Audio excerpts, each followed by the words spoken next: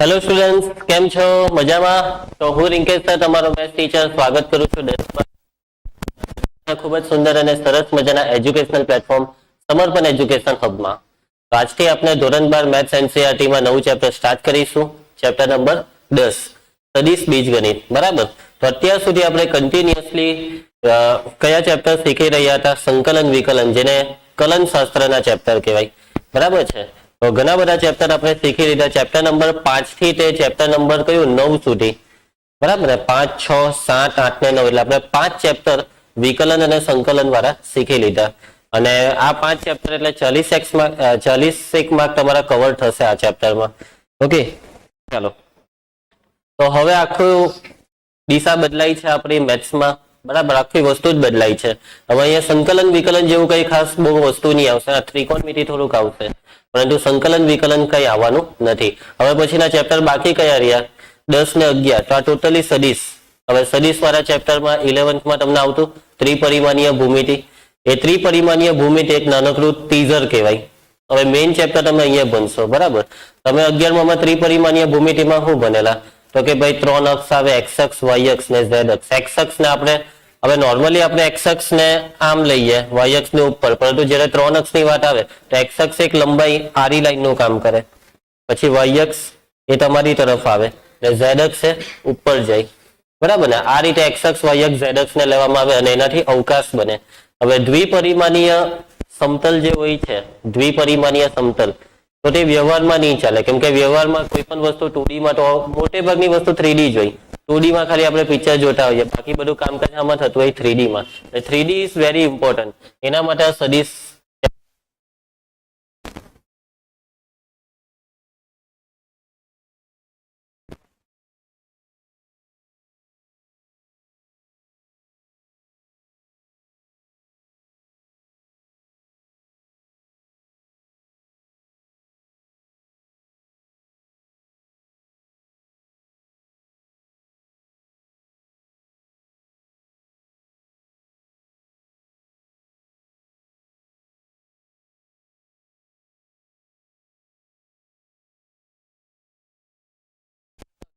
દ્વિપરિમાણીય યામ ભૂમિતિમાં નોર્મલ બે બિંદુ વચ્ચેનું અંતર.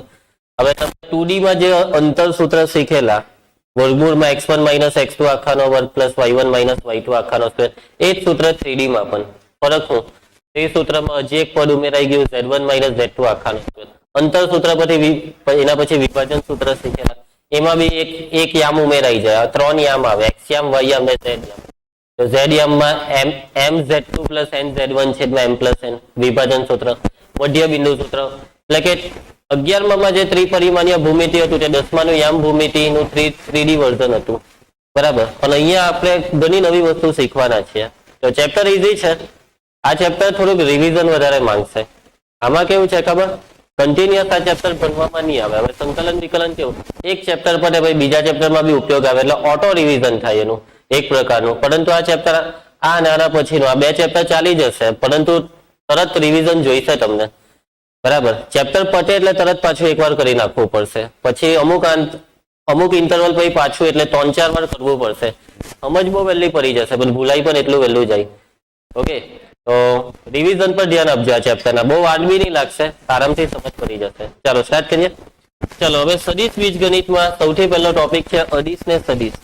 હવે જો અહીંયા છે ને ટેક્સ્ટબુકમાં પ્રસ્તાવનામાં એક મસ્ત એક્ઝામ્પલ આપ્યું છે કે નોર્મલી આપણા મગજમાં બહુ બધા વિચાર આવતા હોય, બહુ બધા પ્રશ્ન થતા હોય. તો માની લો કે તમને એક પ્રશ્ન થાય છે કે તમારી ઊંચાઈ શું છે, એટલે કે તમને પ્રશ્ન થાય મારી ઊંચાઈ શું છે, મારી હાઈટ કેટલી છે. બરાબર. પછી માની લો કે તમે ફૂટબોલ રમો છો અથવા ક્રિકેટ રમો છો. બરાબર. સ્પોર્ટ્સ ડે ઉજવો છો. તો ફૂટબોલ ટીમના ખેલાડીએ પોતાની ટીમના ખેલાડીને પાસ આપવા માટે બોલને કઈ રીતે ધકેલવો જોઈએ? ફૂટબોલ રમીએ, બરાબર ને, તો બોલ ત્યાં ખેલાડીઓ એને પાસ કરવું હોય તો આપણે એમ તો નહીં મારીએ ને, એમ લાટ મળે હમણાં આવે એમ કરે, આ સાઈડ લાઈટ મારીએ ને પછી પેલી બાજુ તો નહીં જાય. એટલે એ બધું એ પ્રમાણે આપણે મતલબમાં જયારે ફૂટબોલ ને મોકલવાની વાત આવે, લાટ મારવાની વાત આવે, ત્યારે અમુક દિશા પ્રોપર હોવી જોઈએ. કેરમ રમતા હોઈએ ત્યારે બી આપણે કેવું એમ દિશા સેટ કરીએ, પછી પેલી કઈ ગેમ 8 બોલ પુલ. બરાબર. મોબાઈલમાં રમતા હોય ત્યારે બરાબર નિશાનો લાગી જાય, પછી ઓરિજિનલમાં રમવા જાય ત્યારે ચાલો તો જુઓ, એટલે કે આ વસ્તુ કહેવા શું માંગે, તમારી ઊંચાઈ શું છે, તો ઊંચાઈ એનો જવાબ શું છે, તો કોઈ એક આંકડો, બરાબર, કે જેની પછાડી તમે એકમ લગાડી દેશો કે ભાઈ સેન્ટીમીટરમાં આટલી, કે ફૂટમાં આટલી, કે મીટરમાં. એક કૃણાલની ઊંચાઈ તો 10 મીટર, બરાબર ને? કૃણાલ એ 1.5 મીટર કે પછી એવી કઈ ઊંચાઈ હશે, અથવા 155 કે 160 ફૂટ હશે. એટલે આ રીતના, સોરી, સેન્ટીમીટર 155 અથવા 160 સેન્ટીમીટર, એટલે 100 કેટલા 166 સેન્ટીમીટર છે તારી ઊંચાઈ. એટલે વાળ ઊંચા કરીને નથી માપવાની ઊંચાઈ, વાળ નીચા જ રાખવા પડે ઊંચાઈ માપીએ તો. ને બૂટ ઉતારવાના, તો હાઈ હીલ પહેરીને ઊંચાઈ માપે તે નહીં ચાલે. હા, ઓકે. તો હવે જ્યારે પણ તમને એવું કહેવામાં આવે કે આ ભાઈ ખેલાડીને પાસ કરવા માટે બોલને કઈ રીતે ધકેલવો જોઈએ, હવે પાસ કરવા માટે એકદમ ધીમે રહીને એમ ખાલી પગ અડાડી દીધો, હવે આવું થાય, એવું બી નહીં ચાલે. એટલે કે તમે બોલ પર શું લગાડો છો, ફૂટબોલ પર ફોર્સ, બળ લગાડો છો, અને એ પણ કોઈ દિશામાં મન ફાવેતા એવું નહીં હોય, બરાબર ને? એટલે કે અહીંયા જયારે ફૂટબોલ ની વાત આવે ત્યારે જવાબમાં તમારે બે વસ્તુનું ધ્યાન રાખવું પડે, એક તો દિશાનું ને બીજું મૂલ્યનું. એટલે કે તમે જે બળ લગાડો છો ફૂટબોલ પર તે કેટલા મૂલ્યનું બળ લાગે છે અને કઈ દિશામાં લાગે છે. જરા ઊંચાઈમાં શું છે, ઊંચાઈ ને કોઈ દિશા નહીં હોય, બરાબર? સમજ પડે છે ને? ઊંચાઈનો જવાબ એ કોઈ અંક છે. તો બાળકો, મતલબ આજ મેં જે વાત કરી હતી, તો જે રાશિ એવી હોય કે જેને કોઈ દિશા નથી, ફક્ત મૂલ્ય. હવે મૂલ્ય તો કોઈ બી રાશિને હોય, પરંતુ ખાલી મૂલ્ય હોય તેવી રાશિને અદિશ કહેવાય. પરંતુ મૂલ્યની સાથે સાથે બીજું શું હોય છે, દિશા હોય, તો તેને કહેવાય સદિશ. તો આ ખ્યાલ આવી જશે તમને અદિશ ને સદિશમાં. અદિશ એટલે માત્ર મૂલ્ય, ને સદિશ એટલે મૂલ્ય અને દિશા બંને. ઓકે, તો જો આ છે એક્ઝામ્પલ, આવું બધું એક માર્કમાં પૂછાઈ જાય. લંબાઈ છે, દર, સમય, અંતર, ઝડપ, ક્ષેત્રફળ, ઘનફળ, તાપમાન, કાર્ય, નાનું, પૈસા. પૈસાને કોઈ દિશા નહીં હોય. પછી વીજળીનું દબાણ, એને શું કહે તમે? વીજળીનું દબાણ એટલે વોલ્ટેજ કે શું કહેતા હે? આ બહુ શુદ્ધ ગુજરાતી છે અહીંયા, હે ને? એવું જ કહે હે, હવે મને નહીં ખબર. પછી ઘનતા, વીજળીની પ્રતિરોધક શક્તિ, આ પ્રતિરોધક શક્તિ, આ બધું તમને આવે ને ફિઝિક્સમાં? પૂછી લેજો અવિનાશ સરને કે આ વીજળીનું દબાણ એટલે આપણે ફિઝિક્સમાં શું કહેતા છે. આ વીજળીની પ્રતિરોધક શક્તિ, કેમ કે તમને 12થમાં જ આ ચેપ્ટર આવતા છે. આમાં કોઈને દિશાની જરૂર નથી, આ બધી અદિશ રાશિ છે, બરાબર? આ સમયને કોઈ દિશા નહીં હોય, સમય તો એનું કામ કરે, ચાલ્યા કરશે. વીતેલો સમય પાછો નહીં આવશે. કૃણાલ સાચવીને રહી જાય, વાંચવાનું ચાલુ કરી દે. તાપમાન એકવાર ગરમ થઈ જાય તો એને કઈ દિશા નહીં જોઈએ કે આ દિશામાં ગરમ કરવાનું, બરાબર? કાર્ય, કામ કરતા શીખો, કોઈ બી દિશા હોય, કામ કરવું જોઈએ. એના પછી સદિશ રાશિ. કઈ રાશિ? સદિશ. તો સદિશના એક્ઝામ્પલમાં સ્થાનાંતર. અંતર અને સ્થાનાંતરમાં તમને ફરક ખબર જ હશે. સ્થાનાંતરમાં સ્થાન જરૂરી છે, ભાઈ કયા સ્થાનમાં કાપેલું અંતર, આ જગ્યાએ, પેલી જગ્યાએ, અહીંયાથી ત્યાં ગયો, ત્યાંથી પછી એમ યુટર્ન માર્યો, એટલે સ્થાનાંતર કહેવાય. પછી વેગ. તો વેગ એટલે સ્થાનમાં થતો ફેરફાર, સમયને સાપેક્ષે. જ્યારે આ ઝડપ એટલે અંતરમાં થતો ફેરફાર છે. તો બે ફેરફાર જ સમયને સાપેક્ષે, પણ ઝડપ એટલે અંતરમાં થતો ફેરફાર, જ્યારે વેગ એટલે સ્થાન સાથે અંતરમાં થતો ફેરફાર. એટલે વેગમાં દિશા હોય છે, વેગને, બરાબર? એના પછી છે પ્રવેગ. પ્રવેગ, હવે જો આમાં ઝડપ અને વેગ આ બંને એકબીજાના સિમિલર જેવા જ કહેવાય. ફરક શું છે? ખાલી આને દિશા અને નહીં હોય, પણ પ્રવેગ સાથે સિમિલર કોઈ નથી અદિશમાં. એટલે કે જયારે પ્રવેગની વાત આવે તો પ્રવેગને શું હોય છે? દિશા હોય છે. પ્રવેગ એટલે વેગમાં સમયને સાપેક્ષે થતો વધારો. પછી બર, આપણે વાત કરીએ ને ફૂટબોલની. હવે તમારે આ દિવાલને તોડવી છે તો તમે બર એમ લગાવો, એમ દિશા જોઈએ ને, મન ફાવે તો બર લગાડી દીધું, એવું તો નહીં થાય ને, બરાબર કૃણાલ? એટલે ધ્યાન રાખતો આ બધી વસ્તુનું. તું ક્રિકેટ રમવા કે નહીં આવેલો ને? કઈ નહીં, ચાલ. એટલે કે તમારે 6 મારવું હોય ત્યાં, અને પછી બેટ એમ પકડી રાખશે. ચાલો, એના પછી વજન. વજન ને પણ દિશા હોય. વજન ને દિશા કઈ હોય? વજનની દિશા નીચેની તરફ. વજન શું છે ખબર છે ને? વજન એ બર જ છે. દર અને વજન માં ફરક શું છે? તો દર એટલે તમે જે કહેતા હોય કે ભાઈ મારું વજન 55 કિલોગ્રામ છે, એ વજન નથી, એ દર છે. કે ભાઈ 60 કિલોગ્રામ એ મારું દર છે. આપણે કોઈ બી વજન પૂછે એટલે આપણે દર બોલી દેતા હોય.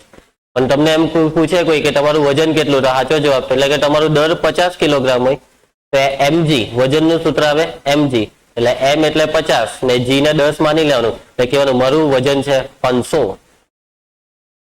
બરાબર બરાબર કૃણાલ કહેજે. હવે કોઈ છોકરી તને પૂછે તારું વજન કેટલું, કહી દેજે 600, એવું જતી રહે.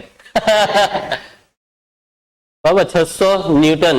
ન્યૂટન બળ, વજન એ બળ કહેવાય ને એટલે ન્યૂટન, 600 ન્યૂટન. પછી બળનો બીજો એકમ બી આવે, કયો ખબર? ડાયન. ડાયન આવે ને ભણવામાં, ડીવાય ની ડાયન. ચાલો એના પછી વીજ ક્ષેત્રની તીવ્રતા, એટલે આ વીજ ક્ષેત્રની તીવ્રતા લગભગ વિદ્યુત સ્થિતિમાં હોવું જોઈએ. જોઈ લેજો તમે, તપાસ કરી લેજો અનિકેત. બરાબર, હા મિસ્ટેક નહીં આવી જોઈએ, તપાસ કરી લેજો. આ બધી રાશિ કેવી રાશિ છે? સદિશ રાશિ. યાદ રાખજો હે શોર્ટ ક્વેશ્ચન માટે. તો આગળ વધીએ. મતલબમાં આજે આ બધી વસ્તુ છે તેનો ફિઝિક્સમાં બી ઉપયોગ તમે કરી ગયા છો, આ સદિશોનો ઉપયોગ. 11th માં તમને ચેપ્ટર આવી ગયેલા, સમતલમાં ગતિ ને એવા બધા ચેપ્ટર આવેલા ને, એ બધામાં તમે એકચ્યુઅલી સદિશનો ઉપયોગ કર્યો છે. એટલે મતલબમાં પહેલા તમારે મેથ્સમાં ભણવું જોઈએ, પછી તમને ફિઝિક્સમાં વધારે સારી ફાવટ આવે. પરંતુ હવે મેથ્સમાં રાહ નહીં જોવા બેસાય. બરાબર, એટલે ફિઝિક્સમાં તમને જ્યારે ભણાવવામાં આવે ત્યારે બેઝિક થોડુંક કહી દેવામાં આવે કે આ વસ્તુને આ કહેવાય, પેલાને આ. બાકી હવે તમે જે વસ્તુને ભણશો ને આ સદિશ વિશે તે બહુ ડિટેલમાં ભણશો. એટલે હવે તમે ફિઝિક્સનું પાછું 11માનું ફિઝિક્સના આવા ચેપ્ટર જોશો એટલે બહુ મામૂલી લાગશે તમને, એકદમ લલ્લુ લાગશે. બરાબર, ચાલો તો હવે ચાલુ કરીએ છીએ ટોપિકને. તો સૌથી પહેલો ટોપિક છે દિશાયુક્ત રેખા. રેખા એટલે તમને ખબર છે ને?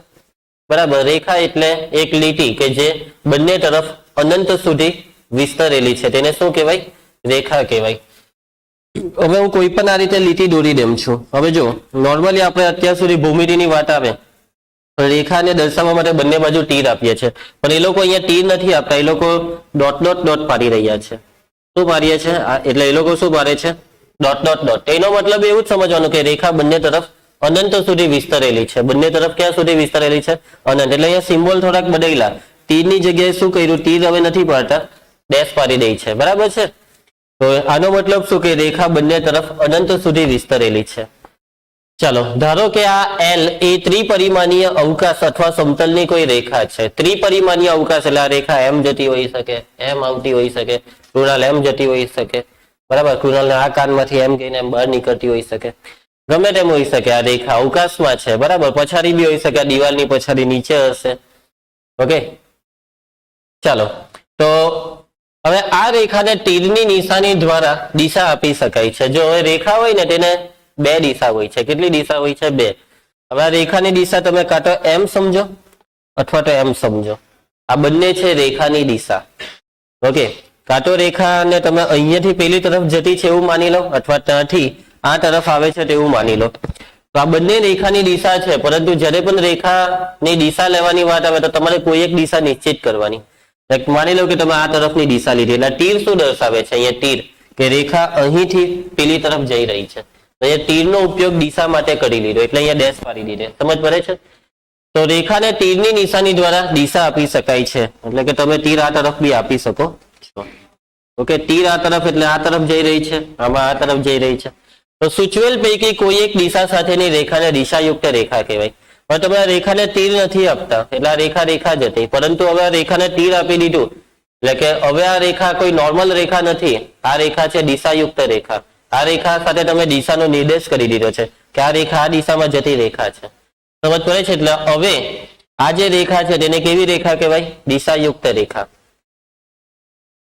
સૂચવેલ પૈકી કોઈ એક દિશા સાથેની રેખાને શું કહેવાશે? દિશાયુક્ત રેખા. કેવી રેખા કૃણાલ? દિશાયુક્ત. શું થયું? દિશા એટલે? દિશા એટલે ખબર છે ને? કોને યાદ કરે છે તું દિશાને? દિશા પેલી, હા મને લાગ્યું જ કે તો દિશા એટલે નહીં ખબર, ડિરેક્શન. ઇંગ્લિશમાં ડિરેક્શન યાદ છે ને? કે ભાઈ તું કોઈ હિરોઈન ને યાદ કરે છે નહીં ને? હા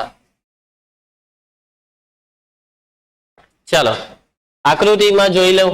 આકૃતિમાં આ ત્રીજી આકૃતિને ત્યાં ગોળી મારો. આ પહેલી ને બીજી આકૃતિ જો. આ બે આકૃતિમાં તમને શું દેખાય છે? રેખા કે જેને શું દર્શાવેલી છે? આપણે શું સૂચવેલી છે? દિશા. આની દિશા એમ છે, આ બીજી રેખાની દિશા આ રીતના છે. બરાબર. જો આને દિશા નહીં આપવામાં આવે તો આ બંને રેખા નોર્મલ રેખા કહેવાય, પરંતુ હવે આ તીર આપી દીધું એટલે એને શું આપી દીધી? દિશા આપી દીધી. એટલે આ બંને રેખા કેવી રેખા છે? દિશાયુક્ત રેખા એલ. ચલો એના પછી